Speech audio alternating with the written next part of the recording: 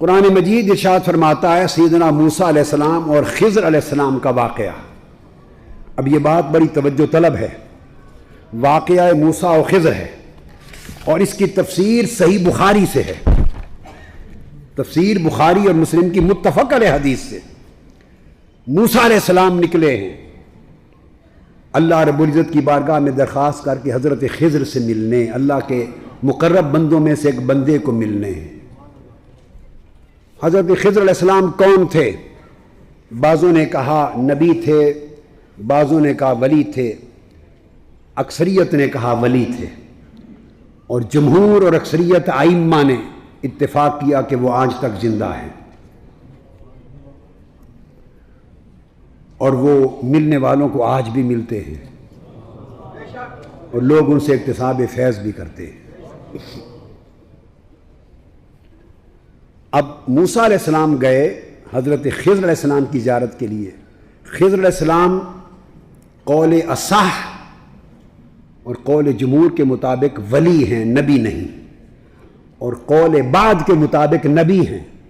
اگر نبی بھی ہوں تو درجے میں موسیٰ علیہ السلام سے کم ہیں، چونکہ موسیٰ علیہ السلام اولو العزم 5 رسولوں میں سے ایک ہیں. حضرت نوح، حضرت ابراہیم، حضرت موسیٰ، حضرت عیسیٰ اور سید الانبیاء صلی اللہ تعالیٰ علیہ وآلہ وسلم 5 اولو العزم رسول ہیں. تو ان کا درجہ بہر صورت حضرت خضر سے بلند ہے. اب پہلا سوال یہ پیدا ہوتا ہے کہ قرآن بتا رہا ہے کہ رب کائنات نے بھیجا حضرت موسیٰ کو حضرت خضر سے ملاقات کے لیے. افضل مفضول کے ساتھ ملاقات کے لیے جا رہا ہے، اعلیٰ ادنا کی طرف جا رہا ہے، نبی ولی کی طرف جا رہا ہے یا رسول نبی کی طرف جا رہا ہے. اعلیٰ اپنے سے ادنا کی طرف جا رہا ہے مرتبے میں. کیوں؟ قاعدہ تو یہ ہے نا کہ ادنا اعلیٰ کی طرف جائے، ولی نبی کی طرف جائے. مگر موسیٰ علیہ السلام کو بھیجا کہ ان کی ملاقات کے لیے جاؤ. قاعدہ یہ ہے کہ شریعت میں ولی کا عمل سنت نہیں بنتا. اب میں سبب جواب دے رہا ہوں کیوں بھیجا.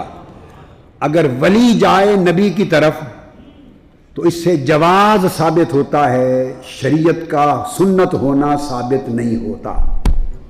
ولی کے عمل سے کسی عمل کا جائز ہونا ثابت ہوتا ہے، بابرکت ہونا ثابت ہوتا ہے. اگر کوئی وہ عمل نبی اور رسول صادر کرے تو وہ سنت بن جاتا ہے، شریعت بن جاتا ہے. کسی کی زیارت کے لیے جانا، اگر حضرت خضر جاتے موسیٰ علیہ السلام کی طرف تو ان کا جانا ہو جاتا، اس سے کسی کی زیارت کے لیے جانا جائز ہو جاتا، مگر شریعت میں حکم سنت کا نہ بنتا. رسول کو بھیجا تاکہ وہ خضر سے ملنے جائیں، تاکہ عمل رسول سے زیارت کے لیے اللہ والوں کے بعد جانا سنت ثابت ہو جائے. آپ میری بات کو سمجھیں. اس کی مثال اسی طرح ہے، اس کی مثال دیتا ہوں پھر ایک اور قرآن سے. اس کی مثال مزید سمجھیے اور اس سے بھی زیادہ واضح کہ حضرت سیدہ مریم رضی اللہ تعالیٰ عنہ ولیہ ہیں اور پھر ان کا بچپن تھا، ولیہ تھیں، عابدہ زاہدہ تھیں. سیدنا زکریا علیہ السلام برگزیدہ اللہ کے نبی تھے. جب دیکھا سیدہ مریم کے پاس بند کمرے میں پھل آتے ہیں تو پوچھا انا لکی ھذا، اے مریم یہ پھل کہاں سے آئے؟ تو آپ نے کہا ہوا من عند اللہ، اللہ کی طرف سے آتے ہیں. ہنالک دعا زکریا ربہ، تو وہ جو حجرہ تھا حضرت مریم کا وہیں کھڑے ہو کر اللہ کے حضور دعا کرنے لگ گئے. حضرت مریم کے حجرے کا تمثل کیا، ان کے مقام عبادت کو وسیلہ کی جگہ بنایا. کس نے؟ اللہ کے نبی نے. ہنالک دعا زکریا ربہ. اب ولی کو چاہیے کہ نبی کی جگہ پہ وسیلہ بنائے اور دعا کرے، یا نبی ولی کے مقام پر جا کے دعا کرے؟ بولیے کیا ہونا چاہیے؟ ولی جائے نبی کے مقام پر دعا کرے اور وسیلہ بنائے. یہاں نبی ولی کے حجرے کو توسل مکانی بنا کر دعا کر رہا ہے، نبی ولی کے مقام پر. کیوں؟ اس لیے کہ اگر سیدہ مریم کسی ضمن میں ان کے حجرے میں دعا کرتی تو یہ عمل جائز ہوتا، شریعت میں سنت نہ بنتا، حکم نہ بنتا۔ جب نبی نے توسل کر لیا حضرت مریم کے حجرے میں تو نبی کا عمل ہو گیا، شریعت کا حکم ہو گیا، سنت بن گیا۔ آپ میری بات کو سمجھیں؟ یعنی کس طرح کسی عمل کو سنت بنانے کے لیے اللہ پاک ایک طریقہ اختیار فرماتا ہے۔ ایک اور مثال دیتا ہوں تاکہ یہ سب تصوف کے دائرے کے اندر رہنے والی چیزیں ہیں۔ تصوف کے مختلف حقائق بھی بیان ہو رہے ہیں، رسوم بھی بیان ہو رہے ہیں۔ حضرت یوسف علیہ السلام کو خبر ملی کہ میرے والد گرامی سیدنا یعقوب علیہ السلام کی بینائی چلی گئی۔ بھائیوں نے بتایا تو چاہتے تو دعا کر دیتے، ٹھیک ہے یا نہیں، کہ باری تعالیٰ میرے والد کی بینائی لوٹا دے، تو اللہ لوٹا دیتا، لوٹاتا یا نہیں لوٹاتا؟ لوٹا دیتا۔ یعقوب علیہ السلام خود ہی دعا کر دیتے، ان کا خود بھی دعا کرنا ثابت نہیں، بس صابر رہے۔ بیٹوں نے کہا کہ باپ کی بینائی نہیں رہی، تو یوسف علیہ السلام نے بجائے دعا کرنے کے، قرآن بتاتا ہے دعا کا کوئی ذکر نہیں، ہاتھ اٹھا کے اللہ کو دعا کریں، ہاتھ اٹھا کے اللہ کے حضور دعا کریں، اس کا ذکر نہیں ہے قرآن میں، بلکہ اپنا قمیض اتار کے دیا، فرمایا اذهبوا بقمیصی ھذا فالقوہ علی وجہ ابی یأت بصیرا، میرا قمیض لے جاؤ اور میرے والد کی آنکھوں پر، ان کے چہرے پر رکھنا، بینائی لوٹ آئے گی۔ اب کیا اللہ کا نبی شرک سکھا رہا ہے؟ اپنا قمیض بھیج رہا ہے کہ میرا قمیض لے جاؤ، میرے والد کے چہرے پر رکھنا، بینائی لوٹ آئے گی۔ نتیجتاً آپ کے بھائی آپ کا قمیض لے آئے، حضرت یعقوب علیہ السلام کے چہرے پر، آنکھوں پر قمیض رکھا، فلما ان جاء البشیر القاہ علی وجہہ فارتد بصیرا۔ اب قرآن کہتا ہے وہ قمیض ان کی آنکھوں پر رکھا، وہ بینا ہو گئے۔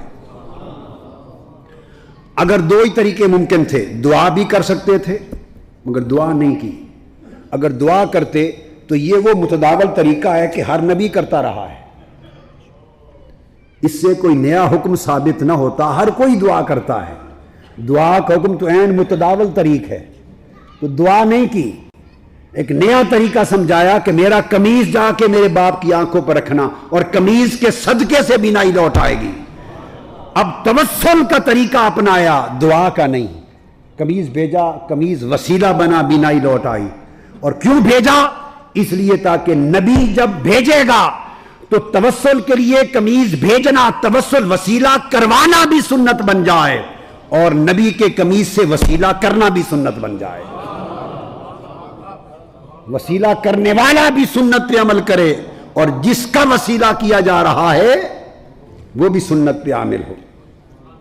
تو یہ اس لیے بعض اوقات کیا جاتا ہے۔ تو موسیٰ علیہ السلام کو بھیجا حضرت خضر علیہ السلام کی طرف، اور فرمایا کہ جاؤ ان سے ملو، اور پہچان کیا بتائی؟ پتہ نہیں بتایا، یہ بات بڑی اہم ہے، ایڈریس نہیں دیا بلکہ ایک نشانی بتائی، یہ بات اہم ہے۔ اب قرآن کے طریقے ہیں سمجھانے کے، اولیاء نشانیوں سے پہچانے جاتے ہیں، وہ نشانیوں سے پہچانے جاتے ہیں۔ نشانی کیا بتائی؟ فرمایا فلما بالغا مجمع بینہما نسیا حوتہما فاتخذ سبیلہ فی البحر سربا۔ نشانی کیا بتائی؟ کہ جانا جہاں دو دریا آپس میں مل رہے ہیں وہاں پہنچے، اور جب دو دریا آپس میں، دریاؤں کا سنگم تھا، وہاں پہنچے، ملے، اور وہاں دیکھا تو مچھلی بھون کر، پکا کر ساتھ لے لی تھی کھانے کے لیے۔ مچھلی کو کاٹا، اس کو بھونا، مرچ مسالہ لگایا، بھونا، اس کا سالن بنایا، کھانے کے لیے سالن تیار کر کے لے چلے، روسٹ کر کے مچھلی۔ وہاں جب اترے، وضو کیا تو اس تالاب کا پانی مچھلی کو لگا، اس کے چھینٹے مچھلی پہ لگے، مردہ، بھنی ہوئی، پکی ہوئی مچھلی زندہ ہو گئی، اور سرنگ بنا کر پانی میں دوڑ گئی۔ تو قرآن مجید نے پہلی بات یہ بتائی۔ آگے چلے گئے، یاد نہ رہا حضرت موسیٰ علیہ السلام کو بتانا، حضرت یوشع بن نون بتا نہ سکے۔ آگے بھوک لگی، فرمایا بھی کھانا لاؤ، تو تب یاد آیا کہ حضور وہ تو مچھلی میں نے بتایا نہیں، وہ اس تالاب پہ رکے تھے، اس پانی کے چھینٹوں سے زندہ ہو کے بھاگ گئی تھی۔ اب قرآن کا لفظ سنیے، آیت نمبر 64 سورہ الکہف، قال ذالک ما کننا نبغی، وہ جہاں مچھلی، مردہ مچھلی زندہ ہو گئی تھی، چلو پلٹ کر ہم اسی جگہ کی تلاش میں نکلے تھے جہاں مردہ زندہ ہو گیا تھا۔ تو ولی کی نشانی یہ بتائی کہ جس کی مجلس اور جس کی صحبت اور جس کے ماحول میں مردہ دل زندہ ہو جائے وہ ولی ہے۔ فارتدا علی آثارہما قصصا، وہ دونوں اپنے قدموں کے نشانوں پر واپس پلٹے، جب وہاں پہنچے فوجدا عبدا من عبادنا آتیناہ رحمتا من عندنا وعلمناہ من لدنا علما، 3 لفظ ہیں۔ فرمایا جب وہاں پہنچے جہاں مردہ مچھلی حضرت خضر کے ماحول کی وجہ سے جہاں وہ سانس لیتے تھے، جس پانی میں غسل کرتے وضو کرتے تھے، اس آب و ہوا کی برکت کا عالم یہ تھا کہ مردہ مچھلی زندہ ہو گئی۔ جس فضا میں ولی سانس لیتا ہے، جس مجلس میں ولی بیٹھتا ہے، اگر تسلسل کے ساتھ اس کی صحبت میں ارادہ خالص کے ساتھ بیٹھے رہو تو مردہ دل مچھلی کی طرح زندہ ہو جاتے ہیں۔ اور قرآن کہتا ہے فوجدا، جب وہاں پہنچے تو انہوں نے ہمارے بندوں میں سے بندہ خاص کو پا لیا جہاں موت حیات میں بدل گئی تھی۔ آتیناہ رحمتا من عندنا، اپنے بندے کو ہم نے اپنی رحمت خاص کا خزانہ عطا کیا تھا۔ وعلمناہ من لدنا علما، اور اپنا علم لدنی کا خزانہ عطا کیا تھا۔ خضر علیہ السلام نے کشتی توڑ دی، خضر علیہ السلام نے چھوٹے سے بچے کو مار دیا، خضر علیہ السلام نے گرتی دیوار تعمیر کر دی جن لوگوں نے کھانا بھی نہیں پوچھا تھا۔ جب موسیٰ علیہ السلام کو تعویل بتانے لگے اور جدا ہونے لگے، وہاں جو ان کا کلمہ ہے وہ اشارہ ہے، وہ زبان تصوف ہے، وہ بیان تصوف ہے۔ بعض لوگ سمجھتے ہیں کہ صوفیاء کے اشارات کہاں سے آئے؟ صوفیاء کے اشارات کلام الہی سے آئے، کلام نبوت سے آئے۔ تصوف نیرا ادب کا نام ہے، تصوف مائیت الہیہ کا نام ہے، تصوف تعلق باللہ میں کمال ادب کا نام تصوف ہے۔ اب اس مقام پر تصوف کا سبق دیکھیے، سلوک و طریقت کا سبق دیکھیے وہ کیا۔ جب خضر علیہ السلام تفصیل بیان کرنے لگے کہ یہ تینوں واقعات جو کیے ان کی تعویل اور مراد کیا ہے، تو آیت نمبر 79، آیت نمبر 80، 81، 82، 79 سے 82 تک 3 لفظ ہیں قابل توجہ، اس میں کل صوفیاء کے عارفانہ اشارات اور تصوف کا صوفیانہ ادب، یہ بنیاد ہے۔ کشتی توڑی، کس نے توڑی؟ بولیے، تو توڑنے کا ارادہ کس نے کیا؟ خضر علیہ السلام نے۔ بچے کو مارا، کس نے ارادہ کیا؟ بولیے نا۔ دیوار تعمیر کر دی گرتی ہوئی ان یتیموں کو مال بچانے کے لیے، کس نے کیا؟ کوئی دوسرا تو نہیں ہے۔ اب وہی خضر علیہ السلام ہے کشتی توڑنے والے، وہی خضر علیہ السلام بچے کو مارنے والے، وہی دیوار تعمیر کرنے والے۔ اب تینوں واقعات کی تعبیر کرتے ہیں۔ کشتی توڑنے کا ذکر کرتے ہوئے فرماتے ہیں فَأَمَّا السَّفِينَةُ فَكَانَتْ لِمَسَاكِينَ يَعْمَلُونَ فِي الْبَحْرِ، وہ جو کشتی تھی اے حضرت موسیٰ، وہ میں نے اس لیے توڑی، وہ غریب لوگوں کی تھی، وہ دریا میں محنت مزدوری کرتے تھے۔ فَأَرَدْتُ أَنْ أَعِيبَهَا، یہ قابل توجہ لفظ ہے، فَأَرَدْتُ أَنْ أَعِيبَهَا، کیا کہ عارفانہ اشارات اور تصوف کا صوفیانہ ادب، یہ بنیاد ہے۔ کشتی توڑی، کس نے توڑی؟ بولیے، تو توڑنے کا ارادہ کس نے کیا؟ خضر علیہ السلام نے۔ بچے کو مارا، کس نے ارادہ کیا؟ بولیے نا۔ دیوار تعمیر کر دی گرتی ہوئی ان یتیموں کو مال بچانے کے لیے، کس نے کیا؟ کوئی دوسرا تو نہیں ہے۔ اب وہی خضر علیہ السلام ہے کشتی توڑنے والے، وہی خضر علیہ السلام بچے کو مارنے والے، وہی دیوار تعمیر کرنے والے۔ اب تینوں واقعات کی تعبیر کرتے ہیں۔ کشتی توڑنے کا ذکر کرتے ہوئے فرماتے ہیں فَأَمَّا السَّفِينَةُ فَكَانَتْ لِمَسَاكِينَ يَعْمَلُونَ فِي الْبَحْرِ، وہ جو کشتی تھی اے حضرت موسیٰ، وہ میں نے اس لیے توڑی، وہ غریب لوگوں کی تھی، وہ دریا میں محنت مزدوری کرتے تھے۔